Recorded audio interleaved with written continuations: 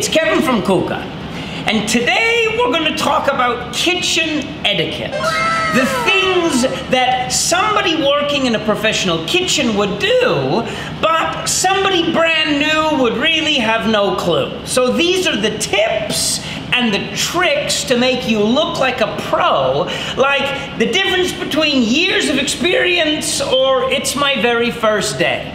There's things you need to know. Number one, talking in a kitchen is frowned upon. You do not want to be chit-chatting in a kitchen environment like a social gathering. Talking is a minimum. Communication is only done when absolutely necessary. All staff should be focused on their job and concentrated to make the best possible product. So anybody that's like blah, blah, blah, blah, blah, not good. New staff, bad staff, shouldn't be there in the first place. Number two, taking the last one. When you walk into a fridge or a chiller, as they call it, and you have all the selection of carrots and celery and onion and leek and fennel, you never take the last one. If it's tomatoes and you need it, and you take the last one, very bad. You always leave the last one there. Two reasons. Number one, maybe it's an emergency and you actually really need that last product. You have it. Number two, for ordering, it's so easy to see what you're almost finished and you merely say, oh, carrot, 1 kilo, onion, 2 kilo. If it's not there, you miss it and you won't have it for tomorrow. So, never take the last one. Number three, leaning. Very bad. You never lean. You never sit. You never sit, never. But you never lean. That is absolutely horrible. And you see these young culinary trainees come in and like, yeah, no, you never lean. You stand up properly and you look like a professional. So, no leaning. Next tip, knives. There's a way to walk with this. This is a knife. It's dangerous and it's really sharp. You're working, but imagine you need to go from point A to point B. You need to carry this with you. There are ways not to carry it. That would be bad, right? This is also bad. That also no good. Whenever you need to carry a knife, the knife goes by your side and it becomes part of your body and you walk with the knife down, always down. Always down. I see people like, no. Because this, oh, you just lost Edward. You just lost it. No. Knives always down. Remember. Next one. This one will get you thrown out of any kitchen in the world. No whistling, ever. Whistling is like the noise of the devil. It is deeply frowned upon. It'll have you thrown out of any kitchen in a heartbeat. Now, I don't know why.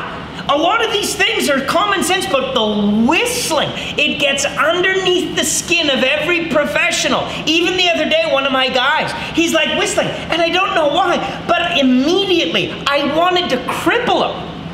Cannot whistle ever. Next. This one, hands in your pockets, like leisure day at the beach. Never, ever put your hands in your pockets. Never. This is not the visual of, I'm a hardworking professional and I'm ready to do my job. This is no good. Never hands in your pockets. Next one. This, after you, when you have your work surface, right? How to clean your work surface, professional. Towel, small container, and you basically, all the debris goes into the container and your work surface gets clean. You never just do this and just onto the floor.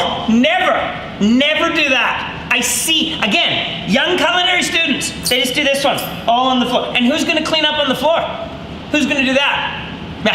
Nobody. So it's just mess. He's walking around on mess all day long, right? Like at the beach. Next one. After you're working with something and your hands have flour or fat or egg or oil, right? And you do like this. Oh no! You never do this. You're not somebody's old father that's coming in from working in the garden. You never do that. Your hands you wash professionally, you dry, you use tissue, and that's it. Your uniform must always be perfect.